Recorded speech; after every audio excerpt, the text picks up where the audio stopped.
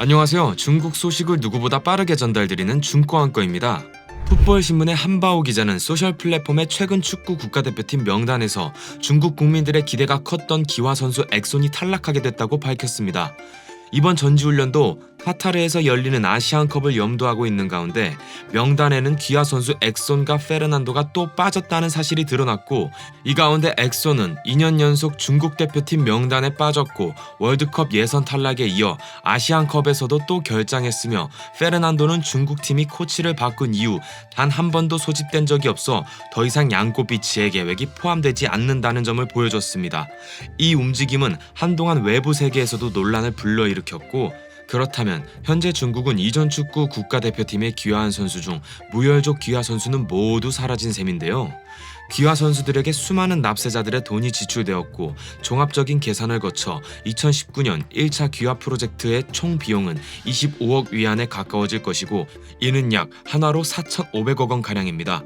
중국 슈퍼리그가 황금이한 시대였음에도 불구하고 이런 식의 소모 방식은 상상을 초월할 정도였고, 이는 거의 우승팀의 2-3년 예산 기준에 가까운 수준이었습니다. 이렇게 물쓰듯이 돈을 퍼부었는데 왜 중국 남자 축구대표팀의 용병 시대가 이렇게 터무니없는 방식으로 끝났을까 하는 의구심이 드는 가운데, 어제 열린 오만과 비공개 평가전에서는 2-0으로 패배를 하며 이럴 거면 뭐하러 비공개로 훈련을 하냐는 등 수많은 네티즌들의 조롱을 받고 있습니다. 현재 중국 축구협회 신임 회장은 귀화 선수 도입을 부인하지 않고 있고, 현 상황으로 볼 때 중국 대표팀에 과연 누가 또 귀화를 할 수 있을지 대체로 모든 것이 나쁘게 끝난 중국의 상황 가운데, 전 세리의 에이스타이자 유명한 불가리아 공격수 보디노프는 노브스 스포츠와의 독점 인터뷰에서 중국에서 축구를 했던 시절을 회상하며 중국 축구의 경영 방식이 매우 혼란스럽다고 이야기했는데요.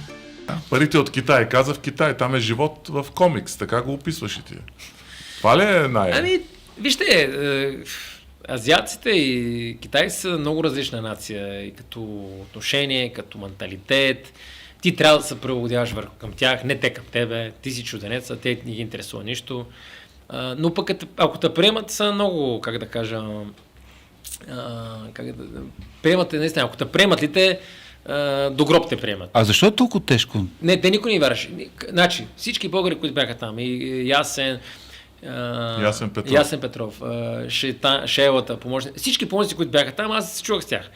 И викам, хора, вие не знаете аз къде съм. Какво толкова се оплакваш, нали? И вика, ти гледай, нали? Викам, не бе, парите ясно, окей.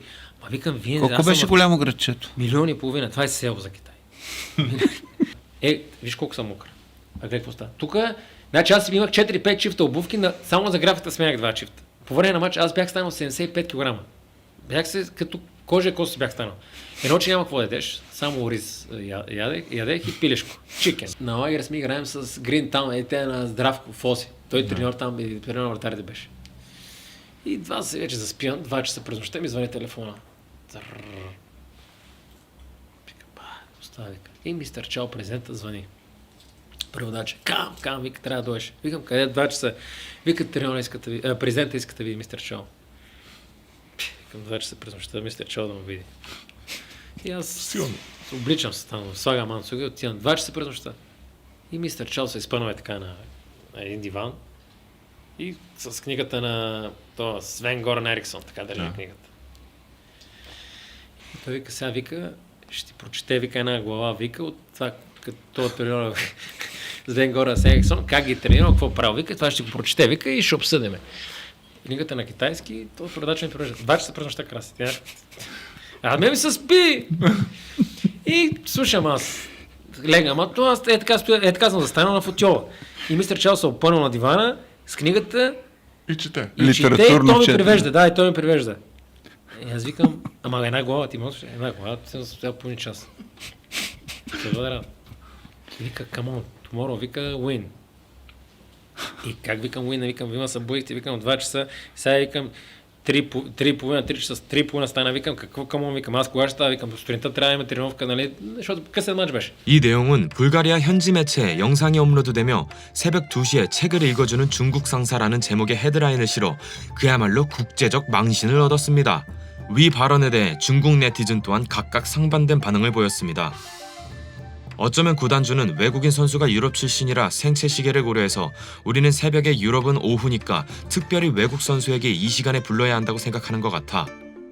외국인 선수들이 오후에 경기한다고 하는 영상을 봤는데 실제로 지도자들이 경기 전 3시간 동안의 회의를 열었다고 하니 정말 납득하기 어렵다. 해외에서는 적어도 2-3시간 전에 훈련을 시작하는 것이 일반적이다. 솔직히 말해서 외국인의 잘못이라고 말할 수도 있고 에이전트의 실수라고도 할 수 있습니다. 외국인이 오기 전에 명확하게 설명하지 않았고 여기에 관리 방식이 이렇게 되어 있다고 말하지 않았어. 중국인들은 열심히 일하는 사람들이기 때문에 당연히 외국인들이 이곳에 오는 것에 익숙하지 않아. 다들 알다시피 월급 주는 사장은 아침 일찍 일어날 수 있는데 직원은 왜 못 일어나냐.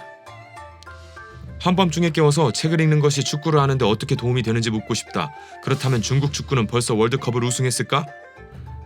어쩌면 구단주는 팀이 패배하면 돈을 따기 때문에 외국인 선수가 잠을 못 자는 게 좋다고 생각했을 거야. 구단주가 술을 마셨을 확률이 높고 기분과 습관에 따라 부하들을 불러 내일 무엇을 할지 회의를 한다. 외국인들은 중국의 국내 상황에 익숙하지 않다. 이렇게 늦게 잠을 못 자게 하는 건 말도 안 되는 일이다. 이는 자본가들의 노골적인 탄압인데 요즘 많은 사람들은 그들을 열심히 일하고 유능하고 워커홀릭이라고 부른다. 얼마나 우스꽝스러운가. 정상적이야. 새벽 2시에 널 깨워 술도 마시고 춤도 추고 중국의 밤 문화도 경험할 거야. 중국의 야간 생활을 체험해봐. 알아두어라. 새벽 생활이 가장 흥미로운 시작이야. 사장님은 골 넣는 걸 원하지 않으신다. 푹 쉬고 상대를 이기면 사장님이 어떻게 돈을 벌 수 있을까? 중국 축구가 전진은커녕 후퇴하는 이유다. 또한 전 베이징구한 미드필더이자 중국 기아 선수인 허우용용은 노르웨이 매체 애프터텐 포스텐과의 단독 인터뷰에서도 중국에서의 경험에 대해 지난 2년간의 경험은 악몽 같았고 선수 생활을 여러 번 그만둘까 고민하기도 했다고 말했습니다. 또한 원래는 시계에 관심이 없었으나 팀원들이 시계를 사고 싶어 하다가 결국 트렌드를 따라 고가의 시계도 구매하게 됐다고 말하며 베이징 구안에 합류했을 때 그곳의 선수들이 시계 착용을 매우 좋아한다는 것을 알았고 이전에는 시계에 대해 전혀 몰랐지만 그들은 시계에 대해 이야기하는 것을 정말 좋아했다고 말했습니다. 중국 축구의 큰형인 정즈는 2019년 약 400만 위안 상당의 시계를 착용했다는 이유로 많은 욕을 얻어먹었었는데요.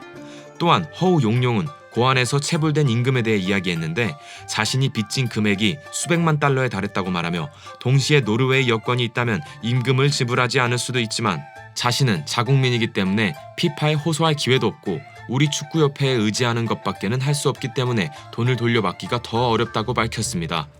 중국을 떠난 보디노프와 허우용용은 중국 축구의 수준과 운영에 대해 여러 차례 불만을 토로했는데 어쩌면 그들이 중국을 일찍 떠난 이유도 여기 있을 것입니다. 오늘 준비한 이야기는 여기까지입니다. 재밌게 보셨다면 구독과 좋아요 버튼 한 번씩 부탁드립니다. 가짜 뉴스 따위는 절대 하지 않고 항상 신속하고 정확한 정보만을 전달드리겠습니다. 감사합니다.